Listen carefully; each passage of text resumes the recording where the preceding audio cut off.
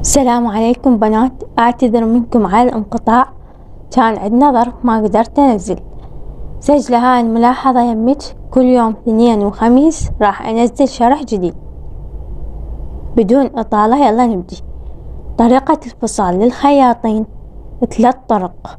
أول طريقة بالإشبار، وهاي الطريقة ما أفضلها أبد، لأن كف يختلف من كف، فتصير خربطة بالقياسات مستحيل تضبط عندك.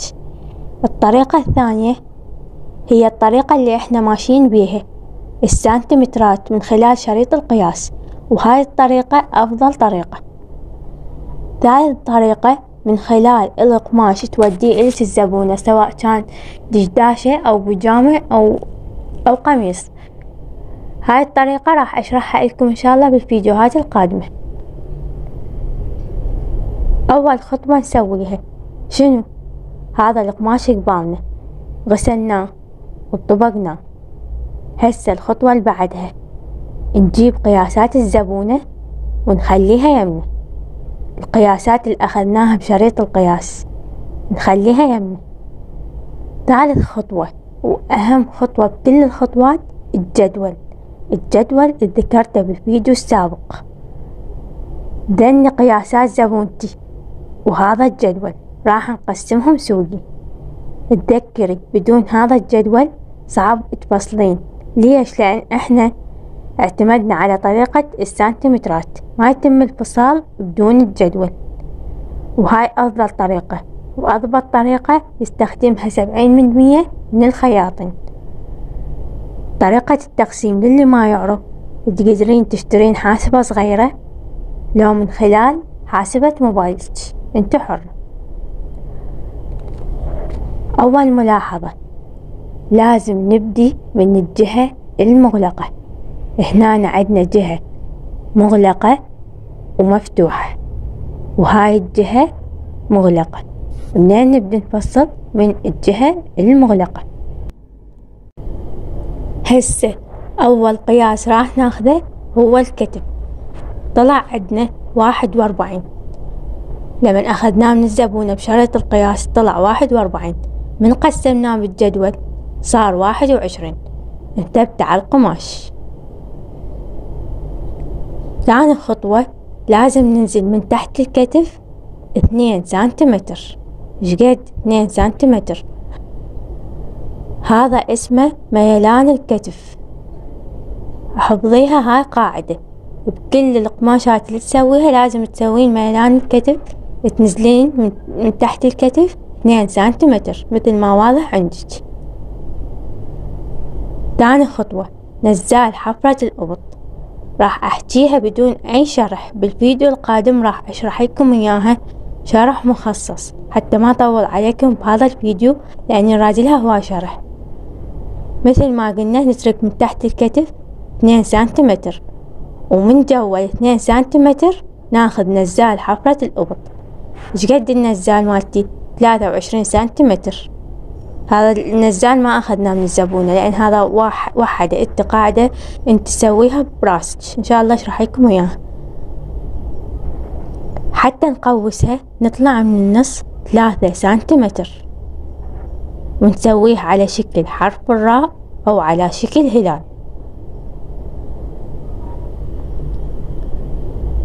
هسه يمكن ما فهمتي، بالفيديو القادم راح أشرحها لكم بوحدها شرح مفصل. هسه نجي ناخذ محيط الصدر. دائما ناخذه من تحت نزال حفرة الأبط من الجهة المغلقة. شقد طلع عندنا؟ 90. قسمناه على 4 طلع 22.5. شقد نخليه؟ 23. النص دائما نزودها ما نخليها نص، صار 23 سنتيمتر. نثبته على القماش. لا، قبل ما نثبته ملاحظة مهمة، نضيف له 5 سنتيمتر أو 3 سنتيمتر. 22 23 24 25 27. صار عندنا 27 قياس الصدر. ضفنا له 5 سنتيمتر على مود الخياط، لأن يروح منا بالخياط.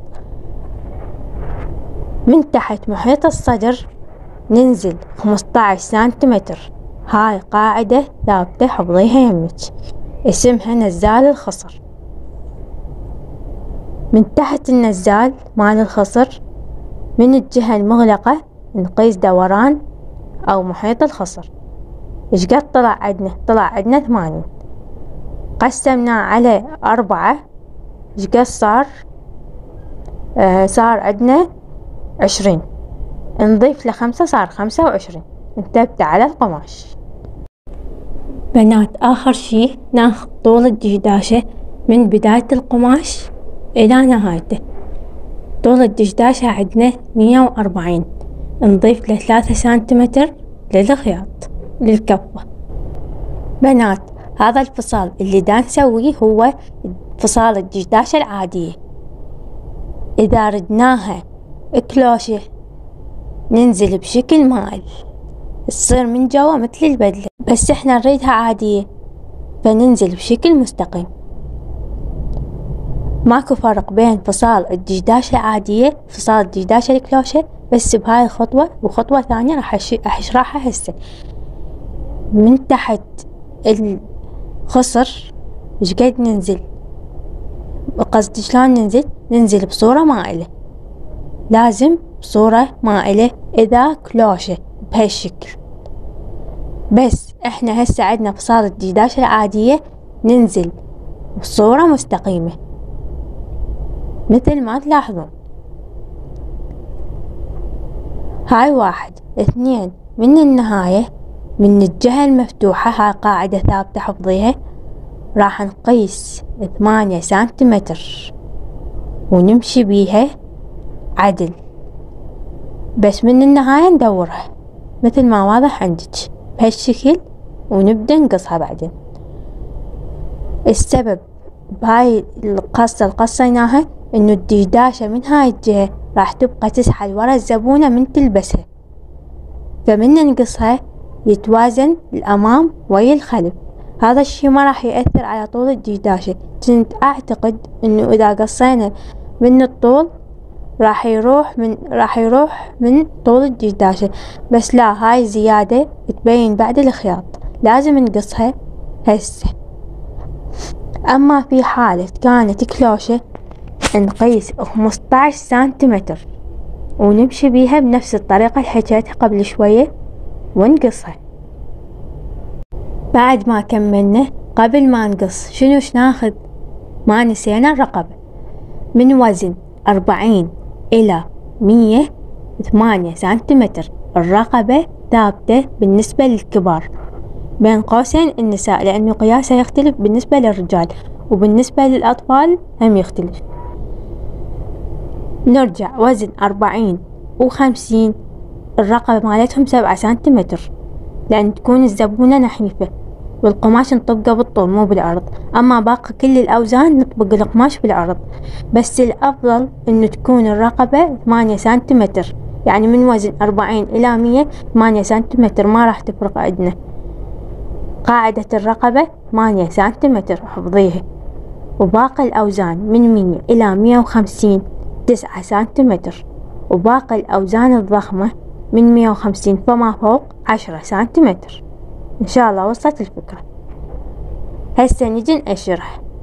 الرقبة ثابتة 8 سنتيمتر، تبدي الرقبة 8 سنتيمتر، ونزال الرقبة هم ثابت 3 سنتيمتر. حفظه 3 سنتيمتر 8 سنتيمتر. يلا هسه نبدأ نقص، وما ننسى ناخذ ميلان الكتف أثناء القص. لهنا انتهينا. بقى عندنا فصال الرجل. بالفيديو القادم راح أشرح حفرة الأبط، بعدين راح أشرح فصال الرجل. بنات اكتبولي بالتعليق إذا فهمتوا لو لا، ولا تنسون اللايك والاشتراك حتى استمر. انتظروني بالفيديو القادم. مع السلامة.